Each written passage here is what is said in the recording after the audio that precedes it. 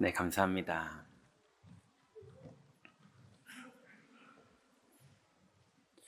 참, 우리 임마누엘 경인교회 너무 좋지 않습니까?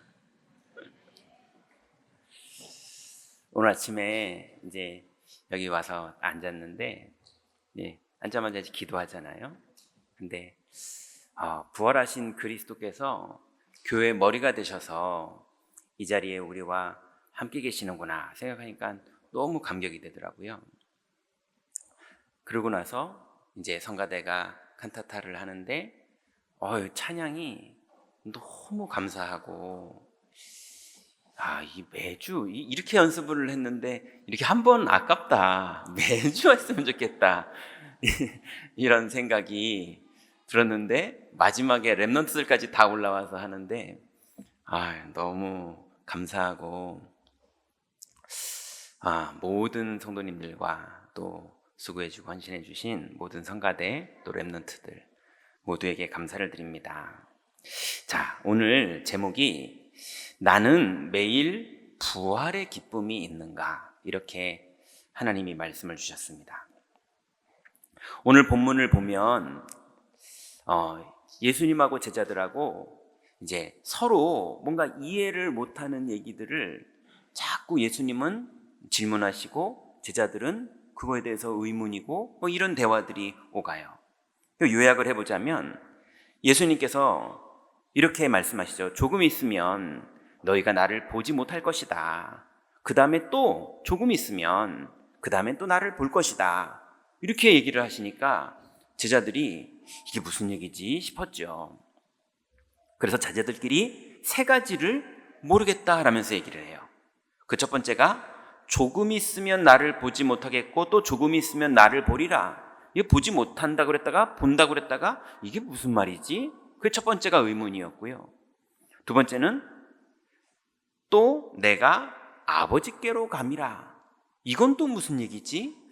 이렇게 생각했고요.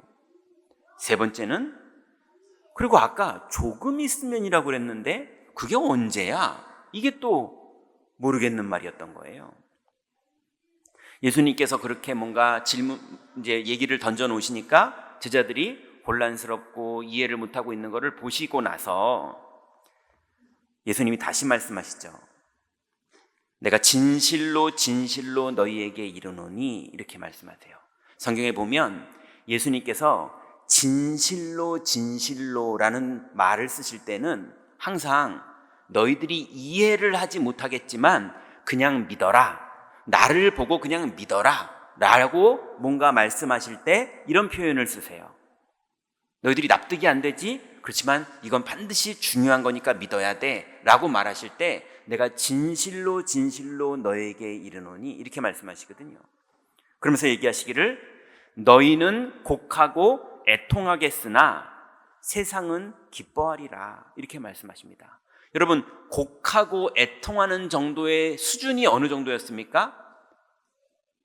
제자들 중에 엠마오로 갔던 제자들은요, 모든 예수님 제자 생활을 청산하고 고향으로 돌아가는 결정을 내렸던 사람들이었어요. 모든 걸 끝냈었어요.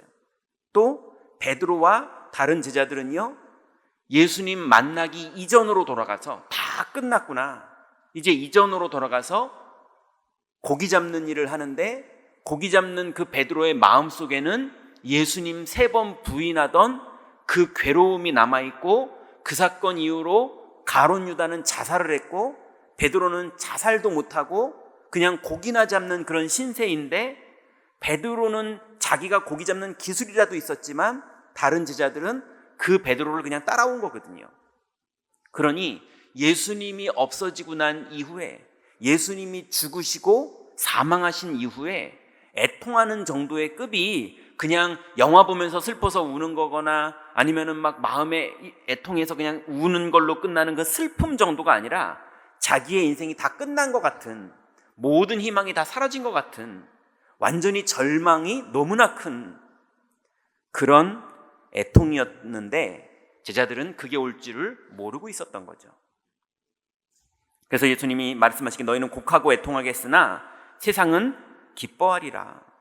너희는 근심하겠으나 너희의 근심이 도리어 기쁨이 되리라. 그러면서 예수님 말씀하시길요, 지금은 너희가 근심하나 내가 다시 너희를 보리니 너희 마음이 기쁠 것이요 너희 기쁨을 빼앗을 자가 없으리라. 예수님 그렇게 말씀하셨어요. 자, 이 부활에 대한 개념은 구약에 하나님이 많은 하나님의 사람들에게 말씀하셨던 부분이고, 그래서 하나님의 사람들은 부활에 대해서 이미 알고 있었어요. 그래서 다니엘이 바사왕 고레스 3년이 됐을 때 다니엘에게 계시가 임했었는데요, 환상 중에 뭘 봤냐면 그때에 내 백성 중에 책에 기록된 모든 자가 구원을 받을 것이다. 다니엘이 그렇게 본 거예요. 그러면서 땅의 티끌 가운데서 자는 자 중에서 많은 사람들이 깨어나 영생을 받을 자도 있겠고 수치를 당하여 영원히 부끄러움을 당할 자도 있을 것이며 라고 구약에 이미 티끌 가운데서 사람들이 부활하고 육신을 가지고 천국에 들어갈 것을 이미 말하고 있어요. 또 우리가 잘 아는 욥의 신앙 고백을 보면 내가 알기에는 나의 대속자가 살아계시니 마침내 그가 땅 위에 서실 것이다. 메시아가 오실 것을 욥은 믿고 있었던 거죠. 그러면서 욥이 말하기를 내 가죽이 벗김을 당한 뒤에도 내가 육체 밖에서 하나님을 보리라. 내가 죽었다가 다시 살아나서 하나님을 보리라, 이 말이거든요. 구약에 하나님이 하나님의 자녀들에게 계속 끝내는 우리도 다 부활할 것을 말씀하십니다. 그런데 성경에 보니까요, 메시아가 오셔서 부활을 하시는데 그 메시아의 부활은 그분이 메시아라는 증표를 말합니다. 시편 16편 10절부터 보면 이는 주께서 내 영혼을 스올에 버리지 아니하시며 주의 거룩한 자를 멸망시키지 않을 것임이니이다 그랬어요. 내 영혼을 스올에 두지 않고 주의 거룩한 자를 멸망시키지 않을 거라고 시편에는 예언되어 있어요. 메시아에 대한 예언에 그렇게 예언되어 있어요. 또 우리가 잘 아는 요나서에 보면 요나가 물고기 뱃속에 3일을 있었죠. 이 부분을 예수님께서 마태복음 12장 10절에 이 얘기를 언급하시면서 요나가 밤낮 사흘 동안 큰 물고기 뱃속에 있었던 것 같이 인자도 밤낮 사흘 동안 땅속에 있으리라. 예수님이 부활할 것을 요나를 빗대서 말하시면서 이미 말씀하셨어요. 그러니 예수님의 부활은 이미 예정되어 있었고 당연히 메시아로서 그리스도는 부활하실 일이었거든요. 구약 때부터 이미 준비됐던 일이에요. 그런데 이렇게 예수님이 오늘 칸타타의 내용처럼 성경대로 이 땅에 오셨고 성경대로 고난을 당하셨고 성경대로 죽으셨고 그리고 성경대로 살아나실 것을 성경은 말했고 그리고 예수님도 말씀하셨거든요. 그런데 세상에는 이 하나님의 어마어마한 역사적인 사건 앞에 세 종류의 반응을 가진 사람들이 있었습니다. 그 첫 번째가 예수님의 부활에 아무 관심이 없는 자예요. 그게 그 사람들의 영적인 상태죠. 누가 그랬습니까? 빌라도가 보니까 마태복음 27장 63절부터 65절에 보니까 대제사장들이 빌라도에게 말합니다. 저 속이던 자가 살아있을 때에 말하되 내가 사흘 후에 다시 살아나리라 한 것을 우리가 기억하노니 그러므로 빌라도여 명령하여 그 무덤을 사흘까지 굳게 지키게 하소서. 그의 제자들이 와서 그 시체를 도둑질하여 가고 백성에게 말하되 그가 죽은 자 가운데서 살아났다 하면 후의 속임이 전보다 더 클까 하니이다. 이렇게 대제사장들이 말했거든요. 근데 빌라도의 대답이 너희 경비병들이 있으니 우리 군인들 말고 니네 경비병으로 무덤 지켜라. 관심이 없어요. 무슨 일이 벌어지든. 그러면서 바라바를 놔줄까? 예수를 놔줄까? 했는데 사람들이 바라바를 놔주고 예수를 자꾸 죽이라고 그러는 거예요. 그러니 빌라도가 괜히 나한테 손해가 생길까 봐 무리 앞에서 손을 씻으며 이르되 이 사람의 피에 대해서 나는 무죄하니 너희가 당하라 이러면서 자기는 그냥 내줍니다. 그러니 예수님이 죽으시고 예수님이 부활하는 거는 내 일이 아니고 니네들 일이니까 나면 아무 상관없어. 나는 그냥 살리려고 그랬는데 그냥 죽어야 되면 죽는 거지 뭐 이러면서 아무 관심이 없어요. 세상엔 그런 사람들이 있죠. 왜 그렇겠습니까? 하나님과 아무 상관이 없는 자들이에요. 하나님의 구원의 계획, 하나님의 역사 속에 하나님과 아무 상관이 없는 자들이에요. 또 사도행전 24장 25절에 보니까 벨릭스라는 총독이 나옵니다. 이 벨릭스라는 총독은 그냥 하나님하고 아무 상관없는 그냥 가이사라 지역의 총독이에요. 구원, 복음 아무 관심이 없어요. 그런데 유대인들이 예수님을 죽이려고 유대인들이 바울을 죽이려고 했고 그 바울을 죽이려는 사건 때문에 이 벨릭스 총독 앞에 바울이 오게 됐거든요. 그때 바울이 복음을 정확하게 설명합니다. 예수님이 왜 그리스도인지를 정확하게 설명합니다. 그랬더니 이 벨릭스가 듣는데 뭔가 영적으로 두려움을 느꼈나 봐요. 그리고 지금은 가라 하고 보냅니다. 근데 성경에 보면 이렇게 나와요. 내가 틈이 있으면 너를 부리리라. 그래서 저는 복음에 관심 있는 건 줄 알았더니 뒤에 26절에 보니까 동시에 또 바울에게서 돈을 받을까 바라는 거로 더 자주 불러 같이 이야기하더라. 그러니까 예수님의 죽으심과 부활에 대해서 복음을 말하는데 이 벨릭스는 이 사람이 이렇게 계속 들어주면 돈을 좀 줄까 싶어가지고요. 왜냐하면 바울이 로마 시민권자고 또 능력 있는 사람이고 이러니까 딴 데 관심 있는 거예요. 그래서 부활이든 아니든 아무 상관없는 사람들이 세상에는 많이 있죠. 두 번째로 그 사람들보다도 더 재앙을 받은 사람들이 있는데요. 부활을 반대하고 부활을 싫어하는 자들이 있어요. 예수님이 절대 부활하면 안 되는 자들이 있어요. 그게 무슨 운명 같은 일입니까? 왜 자기의 인생들은 예수님이 부활하면 안 되는 인생을 살고 있습니까? 누가 그랬냐면요. 대제사장들과 경비병 또 장로 이런 사람들이 그랬어요. 여자들이 예수님의 부활을 목격하고 두렵기도 하고 기뻐하면서 제자들에게 말하려고 뛰어가고 있는데 그 사실을 옆에서 봤던 경비병들이 대제사장들과 장로들에게 이 소식을 말합니다.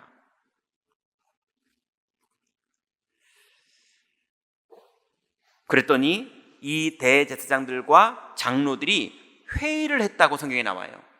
그러면서 결론이 어떻게 났느냐? 군인들에게 돈을 주며 말하되 너희는 말하기를 그의 제자들이 밤에 와서 우리가 잘 때에 그를 도둑질하여 갔다 하라. 만일 이 말이 너희들의 총독에게 들어가면 우리가 권하여 그들로 근심하지 않게 우리가 뒷배경 돼줄 테니까 너희들은 거짓말 해라 하면서 돈을 줬어요. 나중에는 군인들이 돈을 받고 가르친 대로 하였으니 이 말이 오늘날까지 유대인 가운데 두루 퍼지니라. 돈 받았다는 얘기까지 다 퍼졌어요. 그만큼 대제사장과 장로, 유대인의 장로들이죠. 유대교의 장로들 그리고 경비병들은 예수님이 부활하면 안 되는 사람들이었어요. 또 누가 그랬습니까? 바울이 예수 그리스도를 영접하기 전에 사울일 때 그랬어요. 사울이 주의 제자들에 대하여 여전히 위협과 살기가 등등하여 대제사장에게 가서 다메섹 여러 회당에 가져갈 공문을 청하니, 그러니까 쉽게 말하면 영장 받아가지고 예수님 믿는 사람들을 죽이는 것을 이미 스데반은 죽인 이후의 사건이거든요. 스데반은 죽였고 이제 나머지 예수님의 제자들을 잡아서 죽이려고 살기가 등등했다. 성경에 그렇게 나와 있어요. 눈빛이 완전히 살기가 등등해요, 이 사울이요. 그래가지고 공문을 받아가지고 가려고 바울이 그러고 있는데 예수님이 거기 나타나신 거예요. 사울아 사울아 어찌하여 나를 핍박하느냐. 주여 뉘시니까. 네가 핍박하는 예수라. 부활하신 예수님이 사울 앞에 나타나신 거예요. 그러니 너무 혼란스럽죠. 예수가 부활하면 안 되고 그건 거짓말이고 절대 그런 말이 퍼지면 안 된다고 하는 거를 살기가 등등해서 막던 사람인데 그 사람에게 성령이 임한 거예요. 그 사람에게 부활하신 예수님이 나타나신 거예요. 그래서 이 사울이 예수님을 영접할 수밖에 없는 하나님의 관건적인 일이 벌어졌습니다. 또 사두개인들이 있었어요. 마태복음 22장에 보니까 부활이 없다 하는 사두개인들이 그날에 예수께 와서 묻습니다. 이 사람들은요, 전통적으로 교리적으로 이 단체는 부활이 없다고 주장하던 사상을 가지고 있던 단체예요. 그러니 부활이 맞으면 단체가 무너지게 되는 거예요. 단체가 없어지게 되는 거예요. 단체의 권위가 무너지게 되는 거예요. 그러니 예수의 부활을 싫어하는 거예요. 그래서 오히려 부활이 있다고 말하는 예수님을 비꼬러 와서 물어봅니다. 이랬던 단체의 사람들이 바리새인들이에요. 사두개인들이에요. 그러니 본인들의 이권, 여기에 걸려있는 모든 사람들이 예수님의 부활을 싫어했어요. 그래서 예수님의 부활을 반대했어요. 절대로 예수님은 부활하면 안 되는 거예요. 이게 이 사람들의 신앙입니다. 이제 세 번째 사람이 있는데요, 오늘 예수님께서 분명히 제자들에게 말씀하셨죠.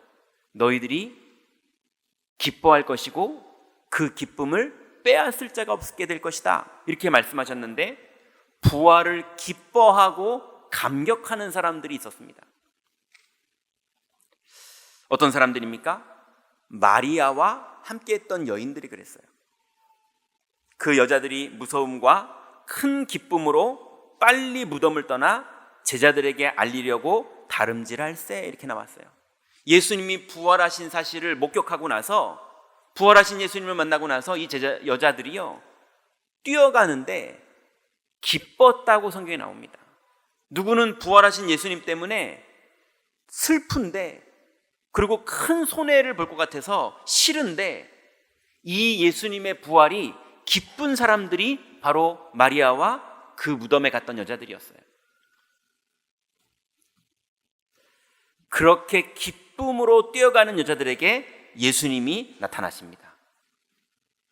또 요한복음 20장에 보니까요, 제자들이 집에 모여 있었어요.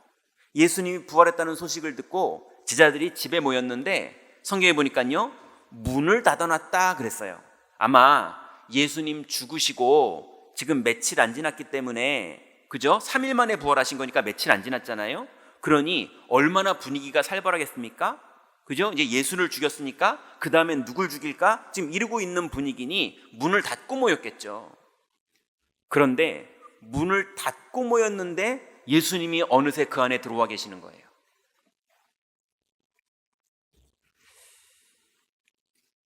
(20장의 19절에) 보니까요, 모인 곳에 문을 닫았더니 예수께서 오사 가운데 서서 이르시되 너희에게 평강이 있을지어다. 이 말씀을 하시고 손과 옆구리를 보이시니 제자들이 주를 보고 기뻐하더라 그랬어요. 분명히 예수님이 죽으신 거를 봤거든요. 근데 부활하신 그날 제자들은 기뻐하고 대제사장들은 거짓말을 모의해서 소문을 냈어야 됐어요. 또 바울이 예수님을 너무너무 부활을 싫어했고 거짓말이라고 하면서 살기가 등등했던 그 바울이 고린도전서 15장 3절부터 8절에 보니까 이렇게 고백합니다. 내가 받은 것을 먼저 너희에게 전하였노니 이는 성경대로 그리스도께서 우리 죄를 위해서 죽으시고 장사 지낸 바 되셨다가 성경대로 사흘 만에 다시 살아나사 게바에게 보이시고, 게바는 베드로를 말하죠. 후에 12 제자에게와 그 후에 500여 형제에게 일시에 보이셨으니 그 중에 지금까지 다수는 살아있고 어떤 사람들은 잠들었으며 그 후에 야고보에게 보이셨으며 그 후에 모든 사도에게와 맨 나중에 만삭되지 못하여 난 자 같은 내게도 보이셨느니라 그랬습니다. 많은 제자들과 많은 사도들과 많은 성도들에게 보이신 다음에 만삭되지도 못하게 태어난 것 같은 나같이 부족한 이런 인간에게도 예수님이 나타나신 게 너무 감사하다 이러면서 바울이 신앙을 고백합니다. 부활하신 예수님이 제자들을 찾아오셨는데 바울에게도 찾아오신 거예요. 여러분, 오늘 부활하신 예수님이 이 자리에 우리와 함께 계시는 것 믿으시기 바랍니다. 여러분, 이제 부활하신 예수님이 여러분의 질병, 여러분의 가정 상황, 여러분의 자녀들 상황, 여러분의 산업의 상황, 우리 교회의 모든 상황 속에 머리 되시고 주인 되셔서 부활하신 주님이 함께 계시는 걸 믿으시기 바랍니다. 그러니 바울은요, 만삭되어 나지도 못했던 나 같은 인간에게도 나타나신 게 너무 기쁨이고 너무 황공하고 너무 감사했던 거예요. 그리고 초대교회 성도들에게 기쁨이 있었는데요. 베드로전서 1장 3절부터 6절에 보니까 우리 주 예수 그리스도의 아버지 하나님을 찬송하리로다. 그의 많으신 긍휼대로 예수 그리스도를 죽은 자 가운데서 부활하게 하심으로 말미암아 우리를 거듭나게 하사 산 소망이 있게 하시며, 그러므로 너희가 이제 여러 가지 시험으로 말미암아 잠깐 근심하게 되지 않을 수 없으나 오히려 크게 기뻐하는도다 그랬습니다. 여러분, 우리가 여러 가지 시험으로 잠깐 낙심도 되고 근심도 되고 두려움도 있고 있을 수 있지만 부활하신 주님이 우리와 함께 계시는 것 믿으시기 바랍니다. 그래서 초대교회 성도들은 주님이 함께 하신 이 부활의 기쁨이 계속 있었고 이 부활의 기쁨을 아무도 빼앗을 자가 없다라고 예언하셨던 그 말씀이 그대로 성취됐어요. 결론 맺습니다. 이제 부활의 기쁨이 있는 자들에게는 반드시 열매가 나타납니다. 요한복음 20장 21절에 보니까 또 예수께서 이르시되 너희에게 평강이 있을지어다 그러셨어요. 부활하신 예수님이 제자들에게 나타나서 첫 번째 입을 떼서 말씀하신 것이 너희에게 평강이 있을지어다 이러셨어요. 여러분, 부활의 기쁨이 여러분 안에 회복되셔서 평강이 여러분에게 회복되는 그 응답 속으로 다 들어가시기 바랍니다. 예수님은 왜 우리에게 평강이 있게 해주십니까? 예수님은 사망 권세를 깨트리신 분이거든요. 사망 권세를 이겼다라는 말이 무슨 말입니까? 첫 번째로는 사망 권세를 이겼다라는 말은 맨 처음에 아담이 하나님을 떠나는 이 일을 마귀가 속임수를 써서 이루었거든요. 마귀는 속였지만 사람은 따먹었어요. 그래서 누구의 죄냐? 사람의 죄입니다. 사람이 따먹었거든요. 그렇지만 그 일을 조장한 게 누구냐? 마귀거든요. 그 마귀가 사망의 권세를 잡아버렸어요. 그래서 모든 사람이 죄를 범하여서 하나님의 영광에 이르지 못하는 상태로 죽여버렸거든요. 그런데 그리스도께서 부활하시면서 이 마귀가 모든 사람을 하나님 떠나게 만들었던 이 사망 권세를 그리스도가 깨트려 버리셔서 사망에서 생명으로 우리를 다 옮기신 걸 믿으시기 바랍니다. 사망 권세가 다 깨져버렸어요. 우리는 하나님 만나는 길이 열려버렸습니다. 이제 이것을 우리가 누리는 것을 보고 예수님은 너희의 기쁨을 빼앗을 자가 없으리라 라고 말씀하신 거예요. 또 사망이 있습니다. 마귀가 우리 인생을 도둑질하는 것 중에 뭐가 있냐면 하나님의 허락으로 죽이는 경우들이 있어요. 욥기에 보니까 욥의 아들들이 죽잖아요. 그죠? 마귀가 술수를 사용해서 끝내 유대인들을 통해서 예수님이 실제로 죽잖아요. 그죠? 그게 마귀의 권세로 한 거거든요. 그런데 예수님은 육체의 죽음도 깨트리고 살아나셨습니다. 마귀가 가장 강력하게 쓸 수 있는 마귀가 쓰는 재앙 중에 하나가 뭐냐면 하나님의 허락하에 사람을 죽일 수 있는 것도 마귀에게 있거든요. 근데 마귀가 가장 강력하게 쓰는 그것을 예수님은 깨트리고 살아나신 거예요. 여러분 인생에 어떤 강력한 마귀의 일이 벌어졌어도 예수님은 깨트릴 수 있는 걸 믿으시기 바랍니다. 여러분 질병으로, 가난으로, 사건으로, 어려움으로, 사람 때문에, 여러분의 연약함 때문에 끊임없이 어려운 일이 있어도 어떤 것도, 사단의 가장 강력한 것도 예수님은 깨트리십니다. 사망 권세를 깨트리신 분이세요. 마지막으로 이 마귀가요 어떤 일을 하느냐, 히브리서 2장 15절에 보니까 죽기를 무서워함으로 한평생 매어 종로로 타는 모든 자들을 놓아주려 하심이니 그랬어요. 여러분 마귀가 우리를 속일 때 하나님이 허락하지 않으면 죽일 수가 없어요. 하나님의 자녀는 죄와 사망에서 완전히 해방됐기 때문에 마귀가 우리를 절대로 건드릴 수가 없습니다. 그런데 마귀가 건드릴 수 있는 것처럼 속여요. 그래서 우리를 죽기를 두려워하게 하면서 일평생 우리가 종노릇하게 만듭니다. 여러분 두려워하지 마시기 바랍니다. 그리스도를 믿으시기 바랍니다. 죽을 것 같은 일들, 그런 경제 문제, 그런 건강 문제, 그런 가정 문제, 그런 산업의 문제가 아무리 벌어져도 두려워하지 마시고 종노릇하지 마시고 그리스도를 믿으시기 바랍니다. 왜냐하면 부활하신 주님께서 다 깨트리셨어요. 그러니 평강이 있을지어다, 이게 맞는 말이죠.